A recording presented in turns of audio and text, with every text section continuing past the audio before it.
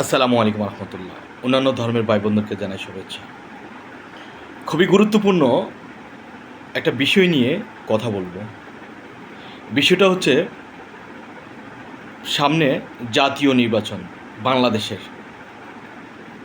তো এই বাংলাদেশের জাতীয় নির্বাচন উপলক্ষে অনেকগুলো সংগঠন বা দল রয়েছে।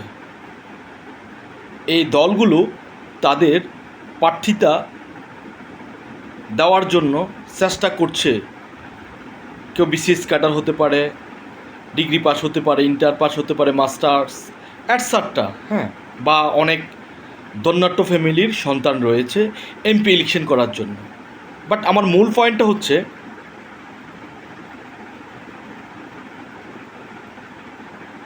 জনগণ, দ্যাট মিন্স মানুষ ভালো থাকলেই তো পৃথিবী ভালো থাকবে।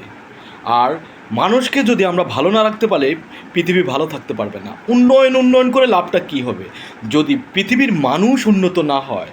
স্বাস্থ্যক্ষেত্র, খাদ্য, বাসস্থান, কমিউনিকেশান অ্যাটসেট্রা, হ্যাঁ, যদি এগুলোই ভালোভাবে একটা মানুষ গ্রহণ না করতে পারে, তাহলে এই পৃথিবীতে বা একটা ওয়ার্ড থেকে ওয়ার্ল্ড পর্যন্ত বা বিভাগ পর্যন্ত যদি উন্নয়ন করেন মানুষ ছাড়া, তাহলে ওটা উন্নয়ন বলে না, এটা বলা হয় ব্যক্তিকেন্দ্রিক উন্নয়ন। আর উন্নয়ন করতে হলে আপনাকে ওয়ার্ড থেকে বিভাগ পর্যন্ত যে তিনটা ক্যাটাগরির মানুষ রয়েছে, দ্যাট মিন্স নিম্ন, মধ্য, উচ্চবিত্ত আয়ের সবাইকে উন্নত করতে হবে। তাহলে ওই দেশটা বা ওই পৃথিবীটা ভালো থাকতে পারবে। এখন আমার পয়েন্টটা হচ্ছে যে যারা সামনে এমপি নমিনেশন নেওয়ার জন্য চেষ্টা করছে, দল হয়তো কাউকে তার পাওয়ারের কারণে দিয়ে দিতে পারে, বা কারোর টাকার কারণে দিয়ে দিতে পারে, কারো হয়তো রাজনীতির মানে যোগ্যতার কারণে দিয়ে দিতে পারে। বাট আমরা যারা জনগণ রয়েছি খুব চিন্তা ভাবনা করে ভোটটা দেওয়া উচিত। কেননা ধরুন, কয়েকটা উদাহরণ দিই। আপনি যদি একজন কৃষককে কৃষিকাজ করার জন্য রিসিভ করেন, তাহলে সে আপনার কাজটাকে ভালোভাবে করে দিবে। আপনি যদি একজন বড় অফিসারকে আপনার এলাকায় কৃষিকাজ করার জন্য রিসিভ করে তাকে কৃষিকাজ করার জন্য দেন, সে কি ভালো কাজ করবে? অবশ্যই করবে না। আরেকটা উদাহরণ দিতে পারি, সেটা হচ্ছে যে গ্রামে অনেক ডাক্তার রয়েছে, হ্যাঁ, গ্রামে ডাক্তার বলা হয় পল্লী চিকিৎসক। ওরা সার্জন ডাক্তার না, ওরা অপারেশন করতে পারে না। সো দ্যাট আমি বোঝাতে চাচ্ছি যে ওদেরকে যদি একজন অপারেশন রুগী থিয়েটারে নেওয়া হয়েছে, গ্রামের ডাক্তারদেরকে যদি অপারেশন করার জন্য দেওয়া হয়, তাহলে ওই রুগীটা বাঁচার সম্ভাবনা থাকবে? অবশ্যই না, খুব ক্রিটিক্যাল অবস্থা হয়ে যাবে, কারণ সে সার্জন ডাক্তার না। তাহলে কি করতে হবে? অবশ্যই সার্জন ডাক্তারকে কনফার্ম করে অপারেশন করতে হবে, তাহলে রুগীটা বেঁচে যাবে ইনশাল্লাহ, আল্লাহ যদি চায়।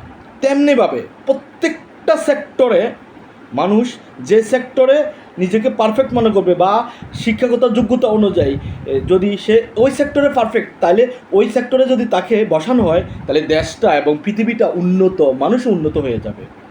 আমার প্রশ্নটা ওখানেই বা উত্তরটা সেখানেই।